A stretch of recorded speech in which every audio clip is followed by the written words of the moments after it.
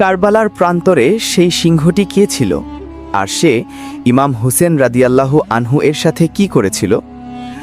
আবু আল হারিস ছিল একটি সিংহের বাচ্চা, যে ছোটবেলা থেকেই ইমাম হুসেন রাদিয়াল্লাহু আনহু এর সাথে খেলাধুলা করত।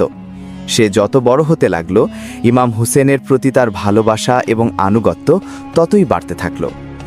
যখন সম্ভ্রান্ত ব্যক্তিরা মসজিদে নামাজ পড়তে যেতেন, সিংহটি তখন বাইরের গলিতে বাড়িয়ে থাকত।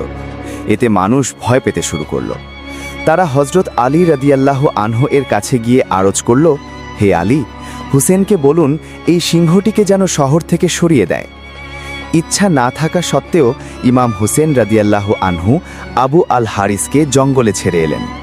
সিংহটি চলে তো গেল, কিন্তু তার অন্তরে ইমামের প্রতি গভীর মমতা রয়েই গেল।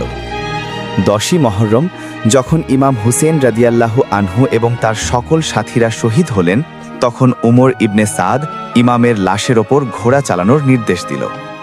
জানাবে ফিজ্জা আকাশের দিকে তাকিয়ে দোয়া করলেন। অমনি জঙ্গল কেঁপে উঠল। এক প্রচণ্ড গর্জন শোনা গেল।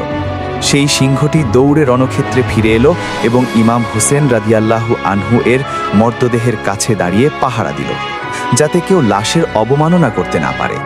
কারবালার জমিনে এক সিংহ ইমামের মর্তদেহের হেফাজত করছিল। সেই সিংহটির নাম ছিল আবু আল হারিস।